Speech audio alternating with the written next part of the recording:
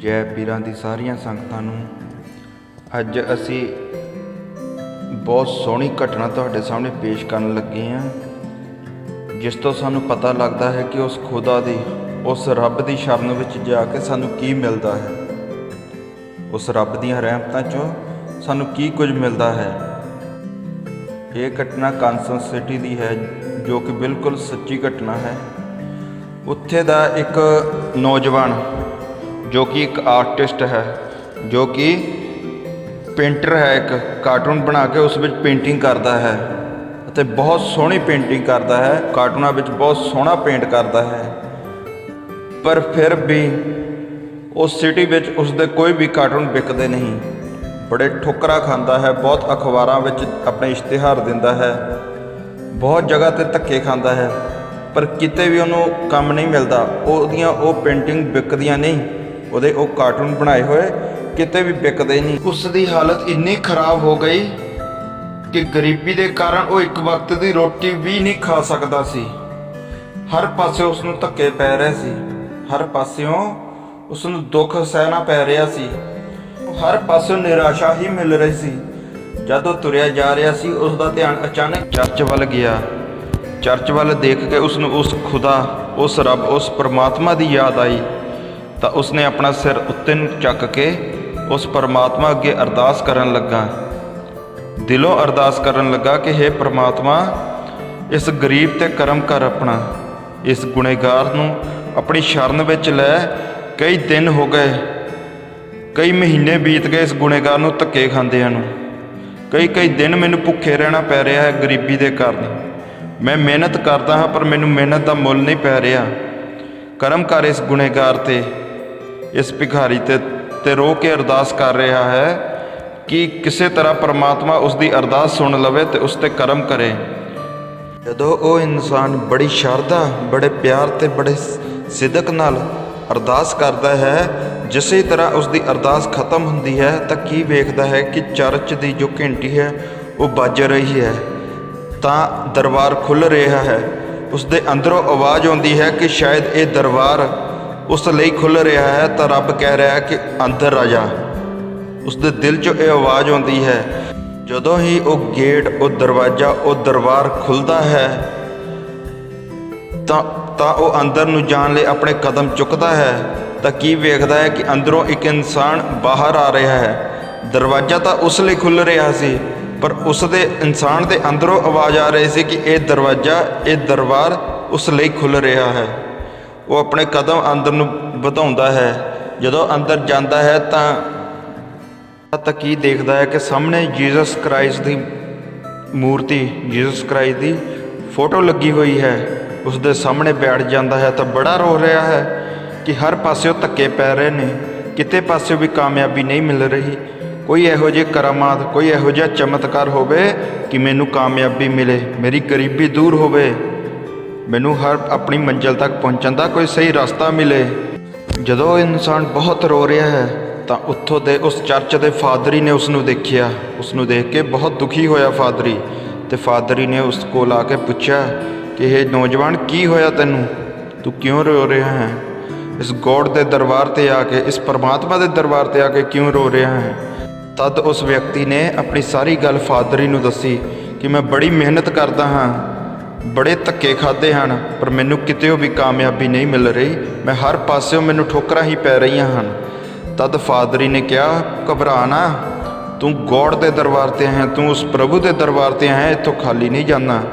ਤੂੰ ਇੰਝ ਕਰ ਕਿ ਇੱਥੇ ਰਹਿ, ਸਾਡੇ ਕੋਲ ਰਹਿ, ਤੇ ਹੋ ਸਕੇ ਤਾਂ ਜੀਸਸ ਕ੍ਰਾਈਸਟ ਦੀਆਂ ਫੋਟੋਆਂ ਬਣਾ, ਜੀਸਸ ਕ੍ਰਾਈਸਟ ਦੀਆਂ ਮੂਰਤੀਆਂ ਬਣਾ, ਇੱਥੇ ਆਪਣਾ ਆਰਟ ਬਣਾ। ਚਰਚ ਦੇ ਨਾਲ ਹੀ ਇੱਕ ਗੈਰੇਜ ਹੈ ਖਾਲੀ, ਤੂੰ ਉੱਥੇ ਰਹਿ ਸਕਦਾ ਹੈ, ਤੈਨੂੰ ਰੋਟੀ ਪਾਣੀ ਸਭ ਕੁਝ ਇੱਥੇ ਫ੍ਰੀ ਮਿਲੇਗਾ, ਤੈਨੂੰ ਕੋਈ ਕਿਰਾਇਆ ਦੇਣ ਦੀ ਲੋੜ ਨਹੀਂ। ਤੇਰੀ ਬਣਾਈਆਂ ਹੋਈਆਂ ਫੋਟੋਆਂ, ਤੇਰੀ ਬਣਾਈ ਹੋਈ ਪੇਂਟਿੰਗ, ਤੇਰੀ ਬਣਾਈ ਹੋਈ ਆਰਟਸ ਅਸੀਂ ਇਸ ਚਰਚ 'ਚ ਲਗਾਵਾਂਗੇ। ਤੂੰ ਜੀਸਸ ਕ੍ਰਾਈਸਟ ਜਾਂ ਹੋਰ ਜੋ ਵੀ ਤਸਵੀਰਾਂ ਬਣਾਵੇਂਗਾ, ਅਸੀਂ ਉਹ ਫੋਟੋਆਂ, ਉਹ ਤਸਵੀਰਾਂ ਇਸ ਚਰਚ 'ਚ ਲਗਾਵਾਂਗੇ। ਉਸ ਨੌਜਵਾਨ ਨੂੰ ਚਰਚ ਵੱਲੋਂ ਪੇਂਟਿੰਗ ਦਾ ਕੰਮ ਮਿਲ ਗਿਆ। ਜਦੋਂ ਉਹ ਗੈਰੇਜ 'ਚ ਗਿਆ, ਜਦੋਂ ਗੈਰੇਜ ਨੂੰ ਦੇਖਿਆ ਤਾਂ ਗੈਰੇਜ ਦੇ ਹਾਲਾਤ ਇੰਨੇ ਮਾੜੇ ਸੀ, ਜੋ ਵੀ ਚਰਚ ਦਾ ਫालतू ਸਮਾਨ ਸੀ ਉਹ ਸਾਰਾ ਉਸ ਗੈਰੇਜ 'ਚ ਪਿਆ ਹੋਇਆ ਸੀ। ਉਸਨੇ ਉੱਥੇ ਜਾ ਕੇ ਇੱਕ ਚਾਦਰ ਵਿਛਾਈ ਤੇ ਜਦੋਂ ਬੈਠਣ ਲੱਗਾ ਤਾਂ ਕੀ ਦੇਖਦਾ ਹੈ, ਉੱਥੇ ਚੂਹੇ ਬੜੇ ਸੀ। ਉਸਨੂੰ ਉੱਥੇ ਇੰਨੀ ਪਰੇਸ਼ਾਨੀ ਹੋਈ ਉਹਨਾਂ ਚੂਹਿਆਂ ਕਰਕੇ ਕਿ ਉਹ ਉੱਥੇ ਇੱਕ ਪਲ ਰਹਿਣਾ ਵੀ ਉੱਥੇ ਮੁਸ਼ਕਿਲ ਸੀ, ਪਰ ਉਹ ਉੱਥੋਂ ਜਾ ਵੀ ਕਿਤੇ ਨਹੀਂ ਸਕਦਾ ਸੀ ਕਿਉਂਕਿ ਉਸ ਤੋਂ ਰਹਿਣ ਲਈ ਕੋਈ ਹੋਰ ਜਗ੍ਹਾ ਨਹੀਂ ਸੀ। ਜਦੋਂ ਸ਼ਾਮ ਹੋਈ ਤਾਂ ਉਹ ਲੇਟਣ ਲੱਗਾ। ਜਦੋਂ ਆਪਣੀ ਚਾਦਰ ਵਿਛਾ ਕੇ ਉੱਥੇ ਲੇਟਣ ਲੱਗਾ ਤਾਂ ਕੀ ਵੇਖਦਾ ਹੈ ਕਿ ਚੂਹੇ ਇੱਧਰ ਉੱਧਰ ਦੌੜ ਰਹੇ ਹਨ। ਚੂਹੇ ਕੋਈ ਇੱਧਰ ਘੁੰਮ ਰਿਹਾ ਹੈ, ਕੋਈ ਉੱਧਰ ਘੁੰਮ ਰਿਹਾ ਹੈ। ਤਾਂ ਕੀ ਵੇਖਦਾ ਹੈ ਕਿ ਇੱਕ ਪਰਦੇ ਨਾਲ ਡੋਰੀ ਲਟਕੀ ਹੋਈ ਹੈ।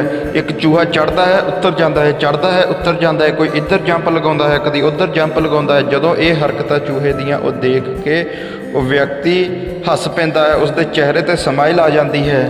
ਤਾਂ ਉਹ ਉਸਦੇ ਦਿਮਾਗ ਵਿੱਚ, ਉਸਦੇ ਦਿਲ ਵਿੱਚ ਇੱਕ ਸੋਚ ਆਉਂਦੀ ਹੈ ਕਿ ਇਸ ਦੁਨੀਆ ਵਿੱਚ ਦੁੱਖ ਬਹੁਤ ਹੈ, ਦਰਦ ਬਹੁਤ ਹੈ, ਤਕਲੀਫ ਬਹੁਤ ਹੈ। ਜੇਕਰ ਇਸ ਚੂਹੇ ਦੀਆਂ ਛੋਟੀਆਂ-ਮੋਟੀਆਂ ਹਰਕਤਾਂ ਮੇਰੇ ਚਿਹਰੇ 'ਤੇ, ਮੇਰੇ ਦੁੱਖ ਨੂੰ ਭੁਲਾ ਕੇ ਮੇਰੇ ਚਿਹਰੇ 'ਤੇ ਸਮਾਈਲ ਲਿਆ ਸਕਦੀ ਹੈ, ਤਾਂ ਕਿਉਂ ਨਾ ਮੈਂ ਇਹੋ ਜਿਹਾ ਕੋਈ ਚੂਹੇ ਨੂੰ ਲੈ ਕੇ ਇੱਕ ਆਰਟ ਬਣਾਵਾਂ। ਚੂਹੇ ਨੂੰ ਮੁੱਖ ਕਰੈਕਟਰ ਰੱਖ ਕੇ ਕੋਈ ਇਹੋ ਜਿਹੀ ਪੇਂਟਿੰਗ ਕਰਾਂ ਜਿਸ ਨੂੰ ਦੇਖ ਕੇ ਲੋਕਾਂ ਦੇ ਚਿਹਰੇ 'ਤੇ ਮੁਸਕਰਾਹਟ ਆਵੇ, ਲੋਕੀ ਖੁਸ਼ ਹੋਣ, ਇਹ ਦੁਨੀਆ ਖੁਸ਼ ਹੋਵੇ। ਇਨਸਾਨ ਦਾ ਕਹਿਣਾ ਕਿ ਇਹ ਸੋਚ ਜੋ ਮੇਰੇ ਅੰਦਰੋਂ ਆਈ ਸੀ, ਇਹ ਸੋਚ ਮੇਰੀ ਨਹੀਂ ਸੀ, ਇਹ ਸੋਚ ਮੇਰੇ ਉਸ ਭਗਵਾਨ ਦੀ, ਉਸ ਖੁਦਾ ਦੀ ਦਿੱਤੀ ਹੋਈ ਸੀਗੀ, ਜਿਸ ਨੇ ਦੁਨੀਆ ਨੂੰ ਹਸਾਉਣ ਲਈ ਉਸ ਨੂੰ ਇੱਕ ਜ਼ਰੀਆ ਬਣਾਇਆ। ਉਸਨੇ ਉਹੀ ਕੀਤਾ। ਉਸਨੇ ਉਸ ਚੂਹੇ ਨੂੰ ਲੈ ਕੇ ਉਸ ਚੂਹੇ ਦੀ ਪੇਂਟਿੰਗ ਬਣਾਉਣੀ ਸ਼ੁਰੂ ਕੀਤੀ। ਉਸ ਚੂਹੇ ਦੀਆਂ ਉਲਟੀਆਂ ਸਿੱਧੀਆਂ ਹਰਕਤਾਂ ਦੀ ਪੇਂਟਿੰਗ ਬਣਾਉਣੀ ਸ਼ੁਰੂ ਕੀਤੀ। ਦੇਖੋ ਕਿ ਇਸ ਵੇਲੇ ਉਹ ਉਸ ਪਰਮਾਤਮਾ, ਉਸ ਖੁਦਾ ਦੀ ਸ਼ਰਨ ਵਿੱਚ ਸੀ, ਉਸ ਰੱਬ ਦੀਆਂ ਰਹਿਮਤਾਂ ਵਿੱਚ ਸੀ। ਉਸ ਵਿਅਕਤੀ ਦੀਆਂ, ਉਸ ਇਨਸਾਨ ਦੀਆਂ ਬਣਾਈਆਂ ਉਹ ਪੇਂਟਿੰਗਾਂ, ਉਹ ਚੂਹੇ ਦੀਆਂ ਪੇਂਟਿੰਗਾਂ, ਉਸ ਮਾਊਸ ਦੀਆਂ ਬਣਾਈਆਂ ਹੋਈਆਂ ਪੇਂਟਿੰਗਾਂ ਇੰਨੀਆਂ ਮਸ਼ਹੂਰ ਹੋਈਆਂ, ਇੰਨੀਆਂ ਵਿਕੀਆਂ ਕਿ ਪੇਂਟਿੰਗ ਦਾ ਜੋ, ਉਸ ਚੂਹੇ ਦਾ ਜੋ ਉਸਨੇ ਨਾਮ ਰੱਖਿਆ ਸੀ, ਉਹ ਬੱਚੇ ਦੀ ਜ਼ੁਬਾਨ 'ਤੇ ਆ ਗਿਆ, ਬੱਚੇ ਦੀ ਜ਼ੁਬਾਨ 'ਤੇ ਘੁੰਮਣ ਲੱਗਾ। ਉਸ ਮਾਊਸ ਦਾ, ਉਸ ਪੇਂਟਿੰਗ ਦਾ ਨਾਮ ਸੀ ਮਿੱਕੀ ਮਾਊਸ, ਜੋ ਕਿ ਅੱਜ ਇੱਕ ਬਹੁਤ ਫੇਮਸ ਕਰੈਕਟਰ ਹੈ, ਜੋ ਕਿ ਬੱਚੇ ਦੇ ਬਹੁਤ ਫੇਮਸ ਕਰੈਕਟਰਾਂ ਵਿੱਚੋਂ ਇੱਕ ਹੈ। ਜਦੋਂ ਉਹ ਪੇਂਟਿੰਗ, ਜਦੋਂ ਉਸਦੇ ਬਣਾਏ ਆਰਟ ਫੇਮਸ ਹੋਏ, ਤਦ ਉਸਨੇ ਇੱਕ ਲੈਂਡ ਬਣਾਇਆ, ਡਿਜ਼ਨੀਲੈਂਡ। ਉਸਨੂੰ ਸਾਰੀ ਦੁਨੀਆ ਨੇ ਬਹੁਤ ਪਸੰਦ ਕੀਤਾ, ਬਹੁਤ ਬੱਚਿਆਂ ਨੇ ਬਹੁਤ ਪਿਆਰ ਕੀਤਾ। ਡਿਜ਼ਨੀਲੈਂਡ ਦੇ ਕਾਰਟੂਨ, ਡਿਜ਼ਨੀਲੈਂਡ ਦੇ ਪੇਂਟਿੰਗ ਨੂੰ ਬੱਚਿਆਂ ਨੇ ਇੰਨਾ ਪਸੰਦ ਕੀਤਾ ਕਿ ਉਹ ਹਰ ਇੱਕ ਬੱਚੇ ਦੀ ਜ਼ੁਬਾਨ ਵਿੱਚ ਚੜ ਗਿਆ ਸੀ। ਮਿੱਕੀ ਮਾਊਸ, ਉਸ ਮਿੱਕੀ ਮਾਊਸ ਦਾ ਨਾਮ ਬੱਚੇ ਦੀ ਜ਼ੁਬਾਨ 'ਤੇ ਚੜ ਗਿਆ ਸੀ। ਤੇ ਉਸ ਇਨਸਾਨ ਦਾ ਨਾਮ ਸੀ ਵਾਲਟ ਡਿਜ਼ਨੀ, ਜੋ ਕਿ ਅੱਜ ਦੱਸਦਾ ਹੈ ਕਿ ਜੇਕਰ ਮੈਂ ਲੋਕਾਂ ਦੇ ਸਹਾਰੇ ਰਹਿੰਦਾ, ਇਸ ਦੁਨੀਆ ਦੇ ਸਹਾਰੇ ਰਹਿੰਦਾ, ਤਾਂ ਮੈਂ ਸ਼ਾਇਦ ਅੱਜ ਵੀ ਉਸੇ ਹੀ ਗਰੀਬੀ 'ਚ ਹੋਣਾ ਸੀ। ਪਰ ਜਦ ਮੈਂ ਉਸ ਪਰਮਾਤਮਾ, ਉਸ ਖੁਦਾ ਦੀ ਸ਼ਰਨ ਵਿੱਚ ਗਿਆ, ਯਾਦ ਰੱਖੋ, ਜਦ ਕੋਈ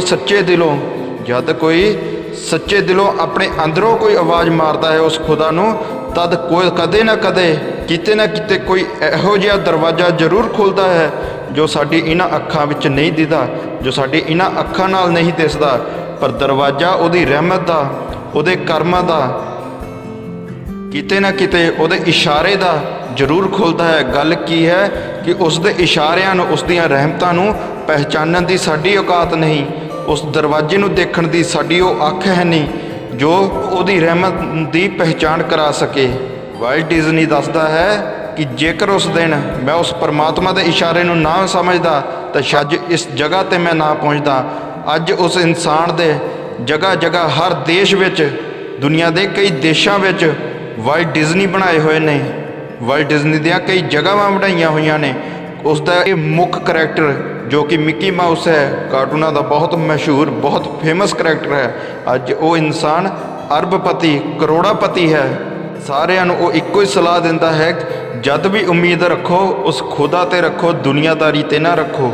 ਕਿਉਂਕਿ ਜੇਕਰ ਅਸੀਂ ਦੁਨੀਆ ਤੋਂ ਉਮੀਦਾਂ ਲਾਉਂਦੇ ਹਾਂ ਤਾਂ ਸਾਨੂੰ ਸਿਰਫ ਧੱਕੇ ਅਤੇ ਠੋਕਰਾਂ ਮਿਲਦੀਆਂ ਹਨ।